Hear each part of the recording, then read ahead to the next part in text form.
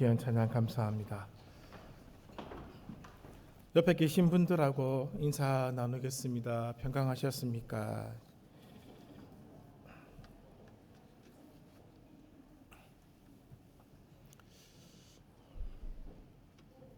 네, 감사합니다. 마태복음 5장 5절의 말씀을 중심으로 온유와 땅이라는 제목으로 은혜를 나누고자 합니다. 예수님 당시에 사람들의 일상을 우리는 이렇게 별로 체감하지는 못하고 있습니다. 예수님 당시에 사람들이 살았던 그 삶을 들여다보면은 그렇게 쉬운 삶이 아니었습니다. 성경을 보면 목가적인 느낌을 좀 주기도 하지만은 전혀 그렇지 않았습니다.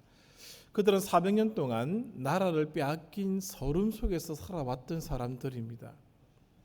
어떤 사람들은 이제 하나님의 도움은 사라졌다라고 선언할 정도로 신학적인 문제도 깊이 있게 그들에게 드러나게 되었고, 하나님의 약속을 더 이상 지키지 않으신다는 불평도 있던 시대였습니다. 민족주의를 표방하는 사람들은 메시아의 이름으로 무기를 만들었습니다. 봉기를 하였고 저항하였던 것이죠.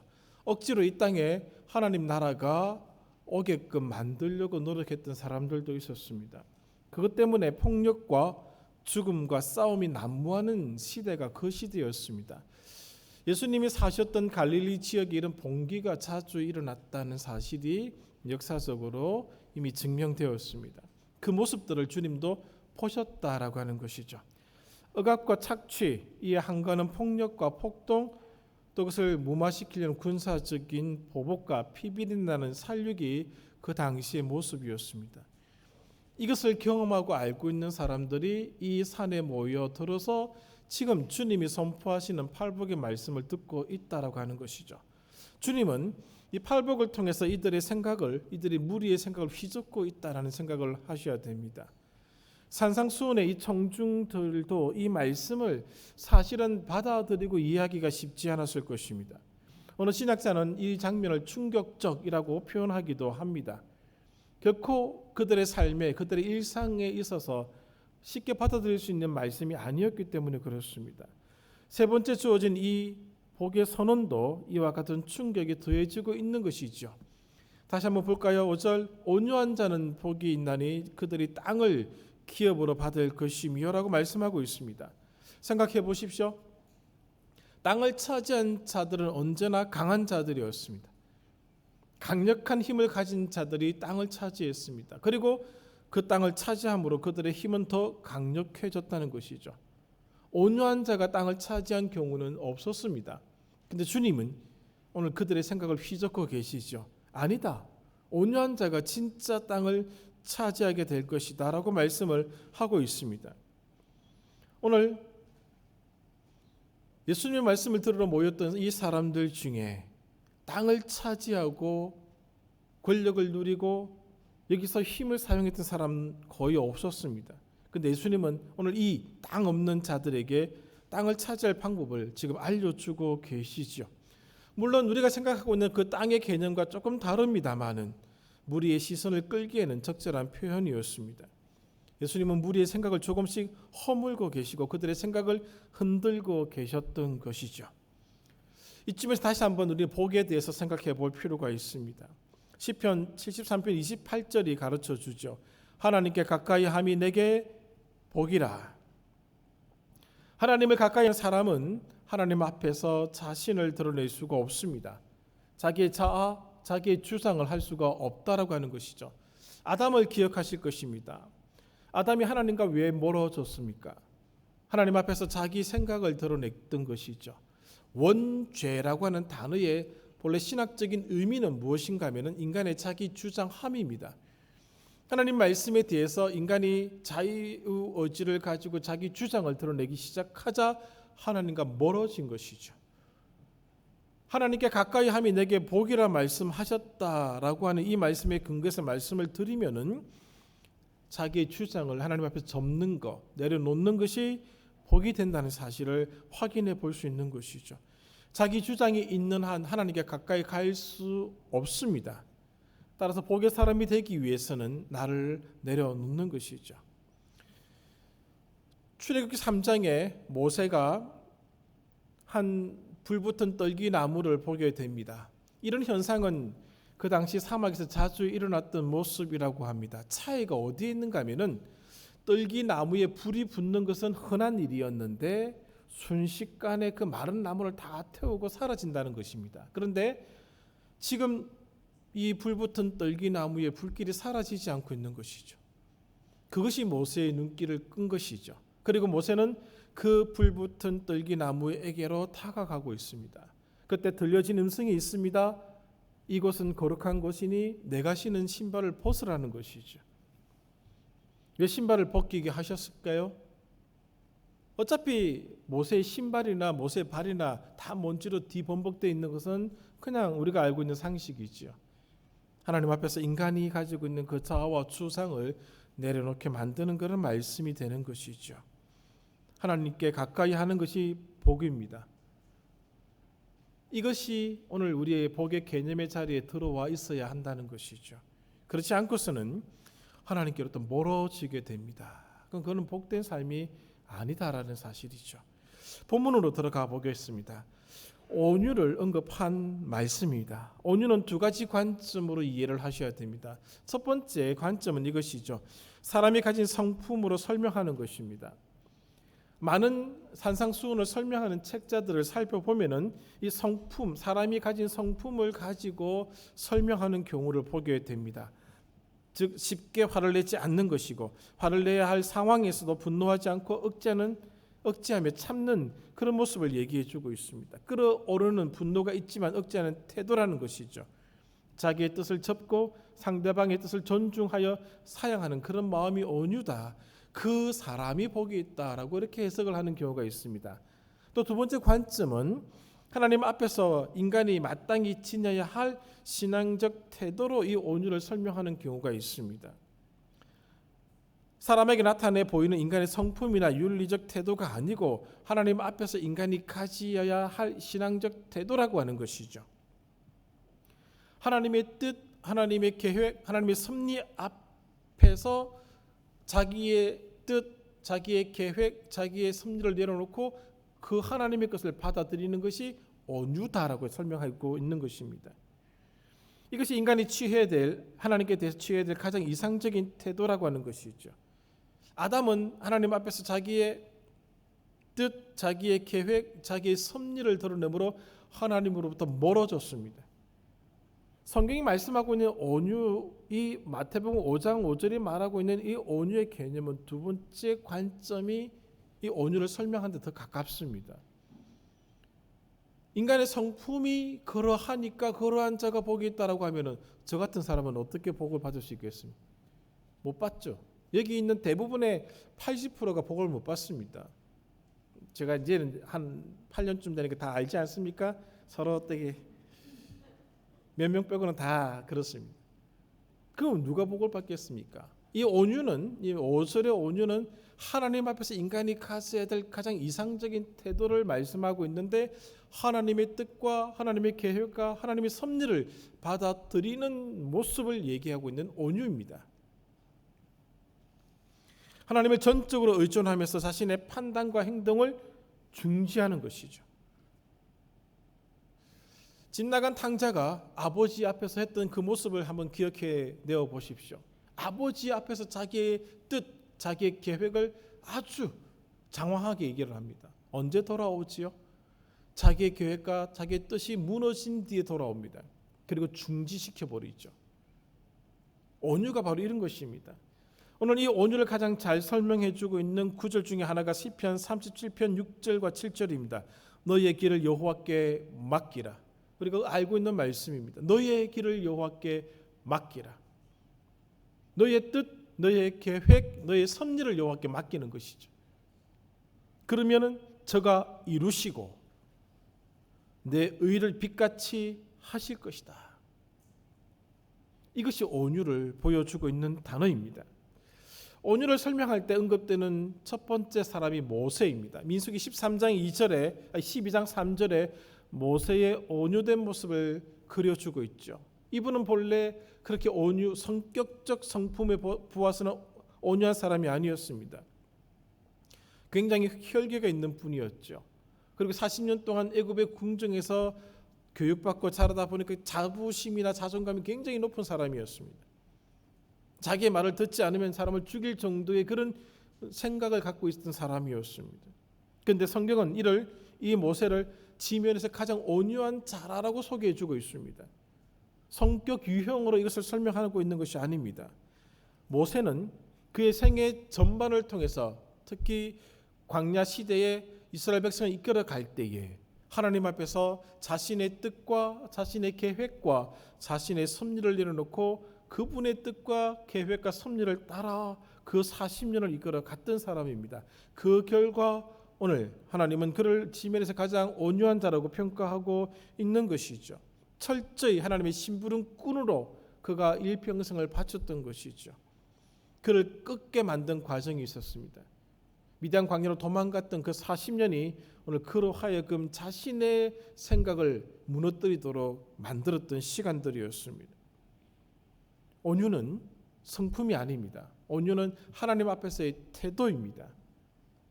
두 번째 사람은 예수님입니다. 마태복음 11장 28절 29절에 걸쳐서 예수님이 자신을 소개해주고 있는 구절이 있죠. 우리가 잘 알고 있는 구절입니다. 제가 한번 봉독해 드리겠습니다. 수고하고 무거운 짐진 자들아 다 내게로 오라. 내가 너희를 쉬게 하리라. 나는 마음이 온유하고 겸손하니 나의 멍에를 메고 내게 배우라. 그리하면 너희 마음이 쉼을 얻으리니. 나는 마음이 온유하고 겸손하다라고 말씀을 해주고 있습니다. 예수님이 말씀하신 이 온유는 내 성격 유형이 이것이야라고 말씀하시는 그것이 아닙니다. 하나님께 대한 예수님의 태도를 말씀해주고 있는 부분입니다. 아버지의 뜻을 존중하고 따르는 모습을 지금 언급해주고 있는 것이죠. 자신의 뜻보다 아버지의 뜻을 먼저 내세우시는 예수님의 모습을 말씀해주고 있는 것이죠. 예수님의 이 온유로 말미암아 구원의 역사가 이루어지게 되었습니다. 겟세마네 동산에서 기도하셨던 장면이 생각나시지요. 아버지 이 산을 내게서 멀어지게 해 주십시오. 그러나 나의 뜻, 나의 계획, 나의 섭리대로 하지 마시고 아버지의 뜻과 아버지의 계획과 아버지의 섭리대로 해 주십시오라고 기도하고 있지 않습니까? 이것이 온유라는 것입니다. 자신의 뜻을 드러내는 것이 아니라 아버지의 뜻을 먼저 내세우는 태도, 이것이 온유입니다. 왜 그렇게 하셨습니까? 자기의 뜻보다 하나님의 지혜가 자신의 지혜보다 하나님의 지혜가 높다는 것을 알고 계셨기에 기꺼이 그분의 명령을 따랐다는 것이죠. 모세도 마찬가지입니다. 자기의 뜻과 자기의 계획보다 하나님의 뜻이 더 높다는 것을 알고 있었기에 그 40년의 고된 광야길에 하나님의 뜻을 그는 따라갔던 것입니다. 이 사람이 가장 강한 사람이라는 것이죠. 왜? 땅을 차지하기 때문에 그렇습니다. 땅을 차지하는 사람은 강한 사람이 땅을 차지하게 되어 있습니다. 온유한 자가 가장 강한 사람입니다. 진짜 땅을 차지하는 사람들은 이런 사람들이라는 것이죠. 가장 위대한 일을 행하는 자들도 바로 이런 사람들입니다. 예수께서 이 땅에 오셔서 가장 위대한 역사를 이루셨습니다. 아버지의 뜻을 따라서 아버지의 계획을 따라서 아버지의 섭리를 따라서 일하셨기에 가장 위대한 일을 해내실 수가 있었던 것이죠. 땅은 총체적 개념의 복을 총체적으로 표현하는 개념입니다. 우리 오늘날도 마찬가지죠. 땅을 많이 가진 자 복되다고 얘기를 하고 있는 것이죠. 땅 하면은 이 시대의 사람들이나 오늘 우리들이나 복된 그런 모습을 상징해 주는 표현으로 사용할 수 있는 단어입니다. 구약 성경 안에는 이 땅을 언급하는 단어가 두 가지가 있다고 합니다. 하나가 아다마입니다. 아담의 어원적 개념으로 들어가면 아다마가 있습니다. 흙이죠. 땅이죠. 아담이 흙에서 나왔지 않습니까? 그래서 아담의 어원 중에 아다마가 있는 것입니다. 땅에서 나온 사람들이죠. 우리가 알고 있는 그 땅입니다. 경작이 가능한 땅입니다. 경제적 가치를 매길 수 있는 것을 얘기하고 있습니다. 인간이 거주하는 땅이죠. 인간이 생존에 적합한 곳을 얘기할 때 이 땅을 언급해 주고 있습니다. 또 하나의 다른 개념은 에레츠라는 단어가 있습니다. 에레츠. 이 단어의 핵심적인 개념은 정치적 개념입니다. 즉 통치의 개념이라는 것이죠. 하나님 나라가 이 땅에 왔습니다. 하나님 나라가 있습니다. 나라가 있으면 있어야 될 것들이 몇 가지가 있죠. 법이 있어야 됩니다. 백성이 있어야 됩니다. 그리고 땅이 있어야 됩니다. 하나님 나라에도 땅이 있습니다. 그 땅을 에레츠라고 설명해 주고 있습니다. 하나님의 통치가 있는 곳을 에레츠라고 표현하고 있습니다. 사도 바울이 빌립보 감옥에서 찬양을 드렸습니다. 감옥입니다. 로마가 운영하는 그 감옥에 찬양의 요소가 있을 수가 없습니다. 왜? 그러나 그 땅은 하나님이 통치하는 땅이었기에 바울이 그곳에서 감사하고 기뻐하면서 노래를 부를 수 있었던 것이죠. 통치의 개념의 땅이 이 에레츠입니다. 그래서 이 에레츠에서는 하나님과의 관계를 드러내는 그런 모습이 나타나게끔 되어 있습니다. 하나님의 통치가 나타나기에 하나님의 통치를 받은 자로서의 그 모습이 이곳에서는 등장할 수밖에 없다는 것이죠. 오늘 우리가 어디에 거하든지 간에 하나님의 나라가 될 수 있습니다. 하나님의 땅이 될 수 있다는 것이죠. 바로 그 땅을 소유하게 된다고 말씀해 주고 있는 것입니다. 성경이 강조하는 땅은 아다마보다는 에레츠가 더 우선적입니다. 하나님과의 관계가 먼저 형성된 땅에서 아다마가 주어지는 것입니다. 이스라엘 백성들이 바벨론에 의해서 그 땅을 떠나게 됩니다. 아다마를 떠나게 되죠. 왜 그 아다마를 떠나게 됩니까? 에레츠에서 실패했기 때문에 그렇습니다. 하나님의 통치를 받아들이는 땅이 되어야 되는데 그 땅에 우상이 가득 차게 되었고 우상을 섬기게 됨으로 말미암아 하나님과의 관계가 끊어지게 되었습니다. 하나님의 통치를 거부하는 땅이 되자 하나님은 그들을 아담아로부터 쫓아내셨습니다. 그들이 그렇게 있고 싶었던 그 땅으로부터 그들을 몰아내셨던 것이죠. 그리고 하나님의 통치가 있는 나라가 우선되어야 된다는 점을 포로 생활을 하는 과정 가운데서 가르쳐 주셨던 것입니다. 눈에 보이는 아담아가 중요한 것이 아닙니다. 하나님의 통치가 일어나는 땅에서의 삶이 더 중요하다는 사실을 하나님의 이스라엘 역사를 통해서 보여주셨던 것입니다. 하나님의 역사와 통치가 일어나는 땅이 오늘 우리가 소유해야 될 땅이라는 사실을 알려주고 있는 것이죠. 이스라엘 백성들이 역사의 부름을 외면한 채 아담아 속에 안주하려고 했던 것은 영적인 나태함이었습니다. 오늘날도 마찬가지죠. 아담아를 확대해 나가는 겁니다. 우리가 지금 발을 딛고 있는 이 땅을 확대시켜 나가는 것, 공간의 확대죠. 아브라함 요슈아 헤셀이 쓴 안식이라는 책에 이 개념이 잘 나타나고 있습니다. 공간의 확대가 하나님이 말씀하시는 그 땅의 개념이 아닙니다. 에레츠의 개념은 시간의 확대입니다. 하나님과 만남의 시간의 확대, 거룩한 시간의 확대, 거룩한 장소의 확대가 바로 에레츠가 강조하고 있는 개념이라는 것이죠. 온유한 자가 복이 있습니다. 왜? 바로 이 하나님의 통치 속에서 그가 누릴 수 있는 영역들이 만들어지기 때문에 그런 것입니다. 온유한 자는 땅을 차지할 것입니다. 이 세상에서 누릴 수 있는 온갖 복의 총화인 아담아를 소유할 수는 없을 것입니다. 그러나 예수 그리스도 안에서 다가오는 하나님 나라의 몫을 차지하는 것은 반드시 이루어질 것입니다. 그래서 이 사람들을 아무것도 가지지 않았지만 모든 것을 가진 자라고 표현해주고 있는 것입니다. 온유한 자가 차지할 모습, 땅의 모습을 보여주고 있는 것이죠. 온유함이 땅을 차지한다는 표현 자체가 이미 역설입니다. 이 세상은 그 어떤 누구도 이렇게 살지 않습니다. 그래서 이 땅에는 온유한 자가 단 한 명도 없습니다. 이 땅 사람들은 아담아를 추구하고 살아가기 때문에 온유한 자가 한 명도 없다는 것이죠. 하나님께 가까이 하지 않기에 하나님을 모르기에 가까이 하지 않기에 그들은 온유한 자가 아니라는 것이죠. 성품을 얘기하는 것이 아닙니다. 성품을 두고 이 5절을 설명하는 모든 시도는 잘못된 해석이라고 감히 말씀드릴 수 있는 것입니다. 이 땅의 사람들은 이렇게 살려고 노력하지도 않습니다. 다만 예수 믿는 사람들이 그나마 이렇게 살려고 노력하고 있는 것이죠. 하나님의 통치가 오늘 나에게 일어나기를, 그 통치를 따라서 내가 살아가기를, 그래도 우리는 몸부림치고 있지 않습니까? 그게 많든 적든지 간에 알고 있는 사람들입니다. 우리는 온유를 살아가고 있는 사람입니다.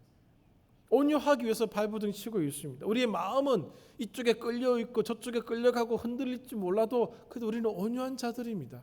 온유가 무엇인지 알고 있는 자들인 것이죠. 그 온유를 향하여 끝까지 몸부림치고 나가고자 애쓰는 자들이라는 것이죠. 예수님을 믿는다면서 이 땅의 것을 차지하기 위하여 이 땅의 방법과 제도와 능력을 따른다면 그 사람을 예수 믿는 사람은 아닙니다. 이용하는 사람일 뿐입니다. 우리 가운데 예수님을 이용하는 사람이 없기를 바랍니다.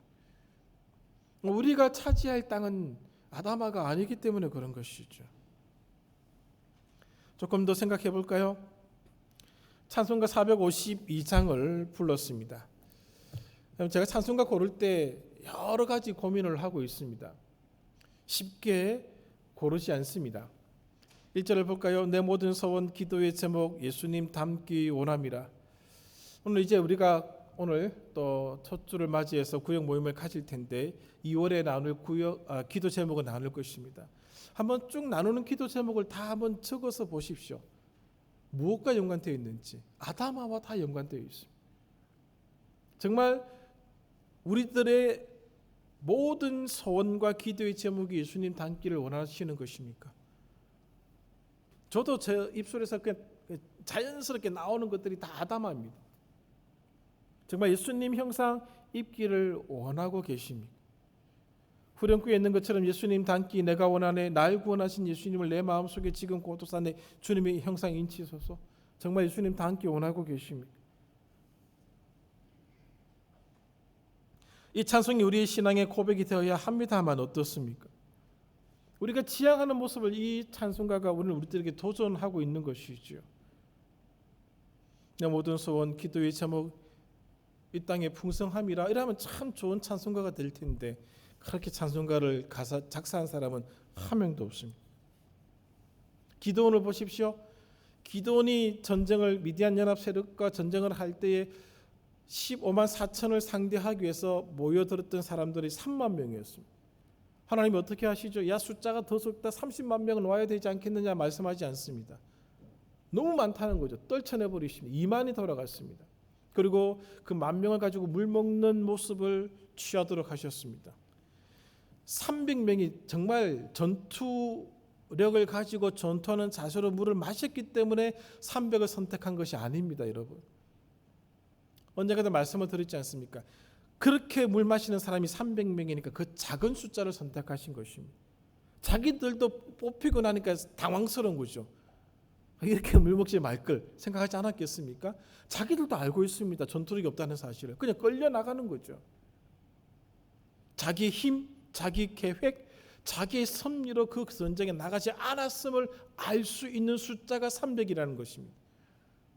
그 전쟁에서 하나님의 뜻과 계획과 섭리가 이루어지는 걸 그들은 눈으로 보고 돌아오게 됩니다. 하나님이 이 전쟁에 승리하신 것이죠. 하나님이 세상의 방법과 방식을 멀리하십니다.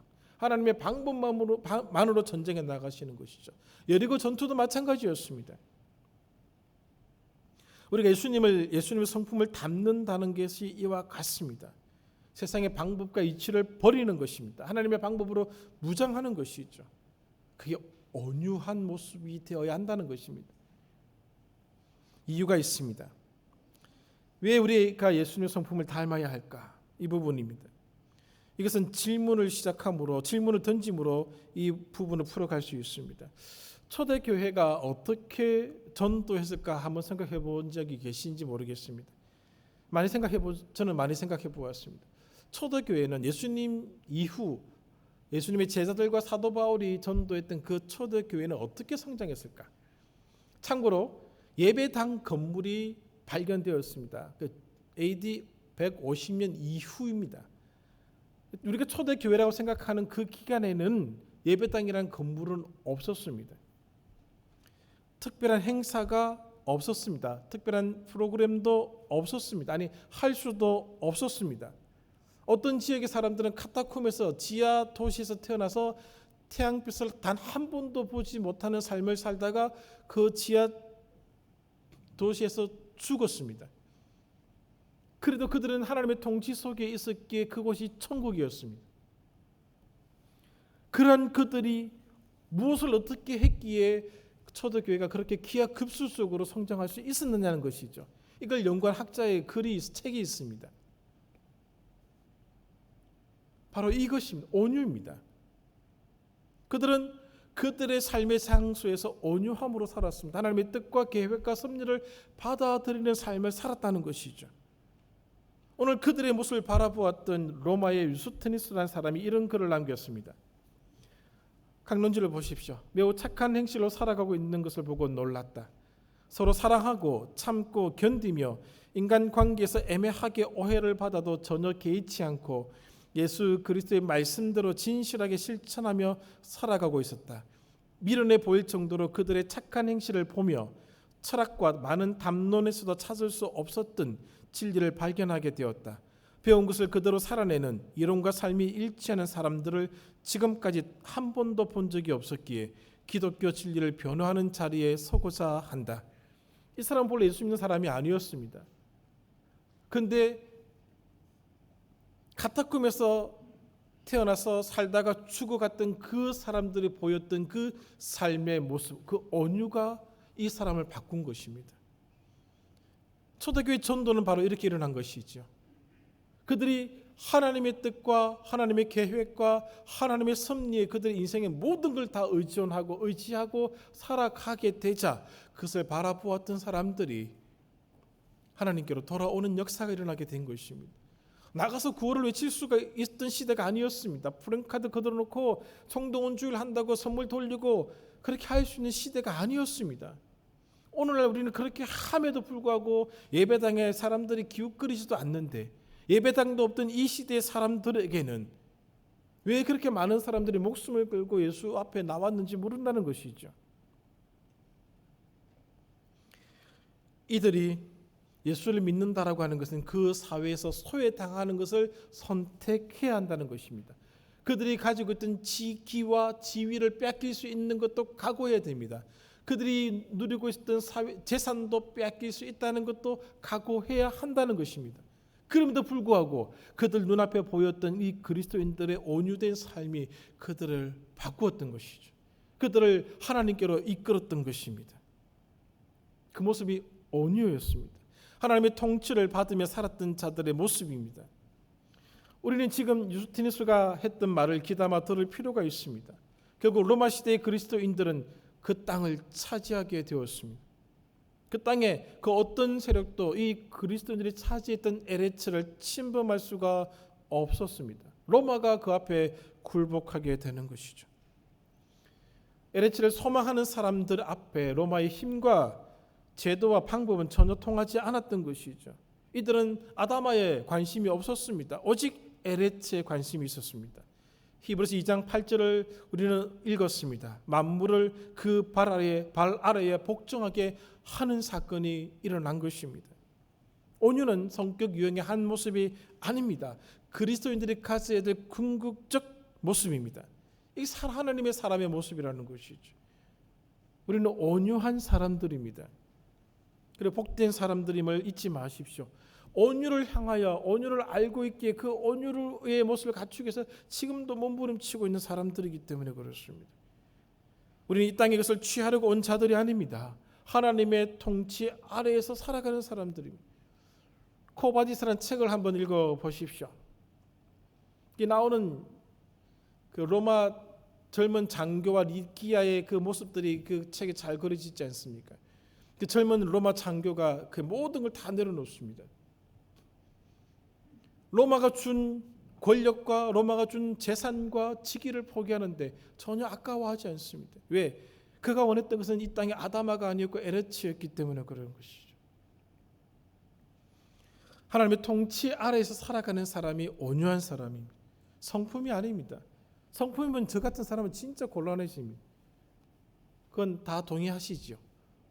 오늘 하나님 앞에서 나의 뜻을 포기하고 나의 계획을 내려놓고 하나님의 섭리를 따르고자 하는 그 사람이 온유한 자고 온유한 자가 복이 있고 그들이 땅을 기업으로 받게 된다는 것입니다.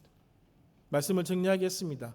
모든 인간의 관심사는 아다마에 있습니다. 우리가 누려야 할 땅, 취해야 될 땅에 관심이 집중되어 있다는 것이죠. 성경은 그것을 뛰어넘기를 원하고 있습니다. 그 방법이 바로 온유한 사람이 되는 것입니다. 오늘 온유한 자가 하나님이 통치하시는 땅에 우리를 이끌어 갈 것입니다. 그 길을 걷는 자들이 복이 있다 말씀하고 있습니다. 우리의 무기는 온유입니다. 성품이 온유해서가 아닙니다. 주어진 삶의 자리에서 하나님의 뜻을 쫓으십시오.